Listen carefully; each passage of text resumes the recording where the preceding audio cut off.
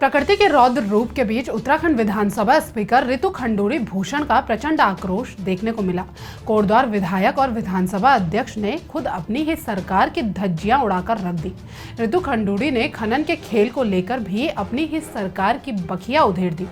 सोचिए, जब विधानसभा अध्यक्ष की ही सरकार में नहीं सुनी जा रही हो तो आम लोगों का क्या होगा।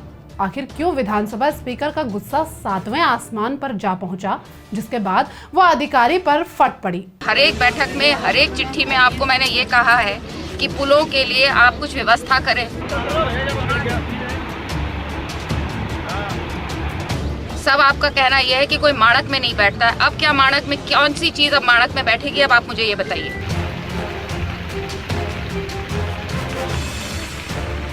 There has the Khanan which has happened in this ilaka and nothing was done. We have been writing to the DM, we have been writing to you, we have been sending you estimates, nothing has been done. हमारा तो पुल ढह गया ना, इसका मतलब नहीं हुआ ना चीजें। Mr. Sinha, the blame game between officers is your problem. I'm going to talk to the PWD secretary also. I'm going to talk to the chief secretary also. The blame game is between your departments. I don't care.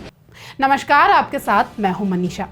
अभी एक दिन पहले ही कांग्रेस के मौन सत्याग्रह पर मुख्यमंत्री पुष्कर सिंह धामी ने प्रतिक्रिया दी थी कि ये समय सियासत करने का नहीं है, बल्कि बाढ़ और बारिश से प्रभावित लोगों की मदद करने का समय है।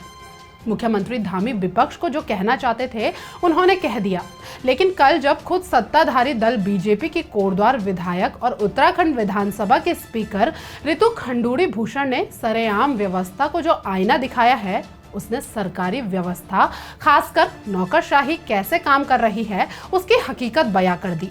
रितु खंडूड़ी भूषण का आक्रोश किस कदर चाक चौबंद व्यवस्था और जमीन पर डबल इंजन की रफ्तार से सरपट दौड़ते विकास के दावों को धड़ाम कर दे रहा है, आप भी सुनिए। Hello, is that mister Sinha? मैं कोटद्वार विधायक बोल रही हूँ, रितु खंडूड़ी भूषण। हेलो, नमस्कार। आपने सुन ही लिया होगा कि मालन पर जो हमारा पुल है वो टूटा है। इस पर अब आप क्या करने जा रहे हैं? आप ये भी जानते हैं कि हर एक बैठक में, हर एक चिट्ठी में आपको मैंने ये कहा है कि पुलों के लिए आप कुछ व्यवस्था करें। सब आपका कहना यह है कि कोई माणक में नहीं बैठता है। अब क्या माणक में, कौन सी चीज अब माणक में बैठेगी, अब आप मुझे ये बताइए। For the last 1 year, I have been writing letters to your department, to the PWD, that my pools are not in, the bridges are not in a good condition. There has the Khanan which has happened in this ilaka and nothing was done. We have been writing to the DM, we have been writing to you, we have been sending you estimates, nothing has been done.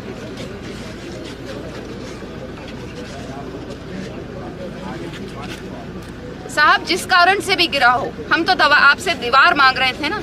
हम तो आपसे मांग रहे थे कि हमें आप उसको ठीक करने के लिए दीजिए। ई के माध्यम से हमने 25 बार आप लोगों को लिखा है, मैंने आपको खुद लिखा है। This is very unfortunate mister Sinha, and now I want this bridge to be, whatever has to be done, I want it done at a very fast speed.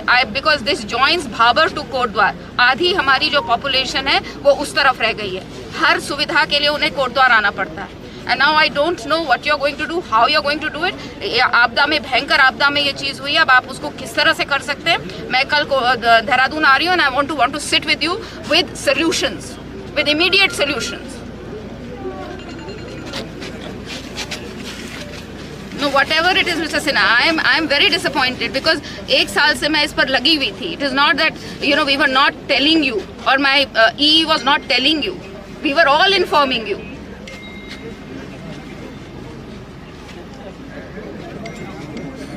अरे मरम्मत में है, लेकिन हमने आपदा में भी आपको कहा था ना भाई, आपदा में भी तो कहा था। रिवर ट्रेनिंग के लिए पैसा मांगा, कर दिया तो हमारा तो पुल ढह गया ना, हमारा तो पुल ढह गया ना, इसका मतलब नहीं हुआ ना चीजें।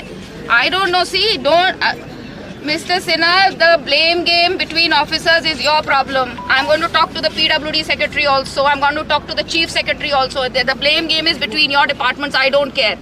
मैंने आपको इन्फॉर्म किया था और सबको किया था, चीफ सेक्रेटरी से लेकर और PWD सेक्रेटरी से लेकर, और सबको चिट्ठियां गई हैं। Now it is your issue. You solve whose blame, whose game. I don't care. मुझे I want the, now it is done and dusted. It is done now. We cannot do anything. But how soon can you give me a bridge? That is the question now.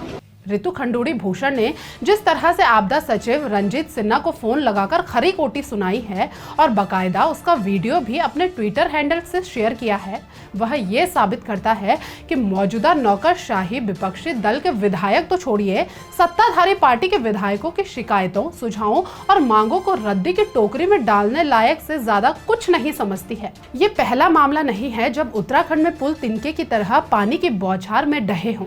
इससे पहले भी देहरादून और प्रदेश के अन्य जगहों पर कई पुल ध्वस्त हो चुके हैं और वो भी अफसरशाही की बिना जवाबदेही तय किए बगैर। खैर, सवाल ये है कि आखिर नौकरशाही इतना दुस्साहस किसके कहने पर कर पा रही है? आखिर कौन है सत्ता में बैठा वो व्यक्ति जिसकी सह पर विधानसभा अध्यक्ष ऋतु खंडूड़ी की बात को भी मानो एक रद्दी कागज की तरह टेबल के बगल में पड़े एक कूड़े के डिब्बे में फेंक दिया?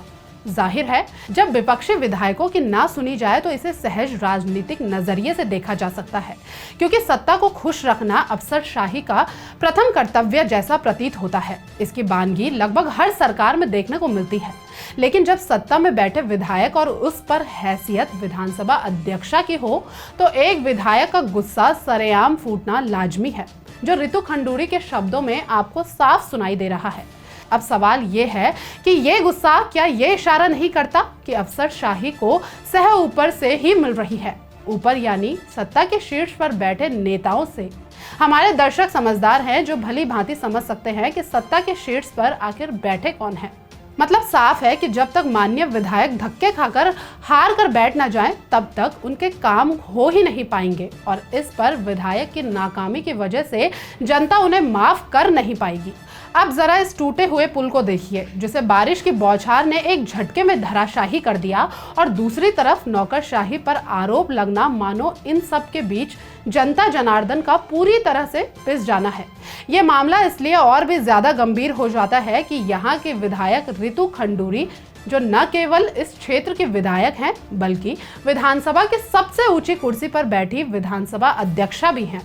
ऋतु खंडूड़ी भूषण के टूटे पुल के पास खड़े होकर जनता के सामने ही फट पड़ने की वजह कहीं बीजेपी के भीतर की अंदरूनी राजनीति तो नहीं, कहीं ऐसा तो नहीं कि ऋतु खंडूड़ी के बढ़ते हुए कद को लेकर उनके पैरों तले की जमीन को कम करना हो? गौरतलब है कि ऋतु खंडूड़ी भूषण के नाम को मुख्यमंत्री पद की दौड़ में लगातार लिया जाता रहा है। शायद यही वजह हो भी सकती है कि उनको बैकफुट पर धकेलकर उनके कद को कम करने की कवायद शुरू हो चुकी हो। गौरतलब है कि ऋतु खंडूड़ी विधानसभा बैकडोर भर्ती परीक्षा पर सख्त कार्यवाही करके चर्चा का विषय बन चुकी हैं। इस क्रोध के बाद अब विपक्ष को भी सरकार पर हमला करने का मौका मिल गया है। विपक्ष भी इस मामले में अब खूब ताने मार रहा है। कितनी बड़ी विडंबना है देखिए कि कोटद्वार से विधायक और वर्तमान में विधानसभा अध्यक्ष ऋतु खंडूड़ी जी ने, ऐसा मेरे संज्ञान में आया है कि कई बार शासन प्रशासन को पत्र लिखकर पुल के जर्जर अवस्था की बात बताई थी, लेकिन उसके बाद भी शासन प्रशासन न जागा न सचेत हुआ। अब ऐसे में अगर विधानसभा अध्यक्ष की कोई बिसात नहीं है इस अहंकारी सरकार के सामने, तो फिर क्या जनता और क्या विपक्ष?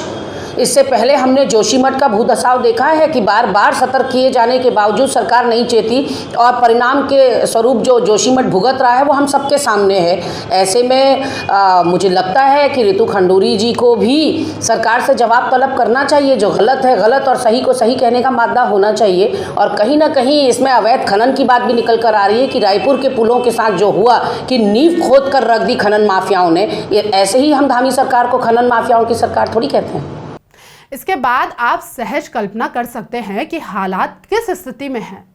अब बस उम्मीद की जानी चाहिए कि लक्सर में ट्रैक्टर पर बैठे फोटो खिंचाने, रेस्क्यू बोट पर जायजा लेने, चॉपर से प्रदेश को निहारने के अलावा शायद नजर उस कोटद्वार पर भी पड़ जाए जहां का पुल ध्वस्त हो चुका है। यानी जमीन और आसमान से बाढ़ की तस्वीर देखने निकले सीएम मालन नदी पर बने पुल के साथ ऋतु खंडूड़ी भूषण के प्रचंड आक्रोश से ढहे कई दावों का मलबा देख भी पाएंगे या नहीं? सवाल है जिसका जवाब आप भी खोजिए, हम तो ढूंढ ही रहे हैं। नमस्कार।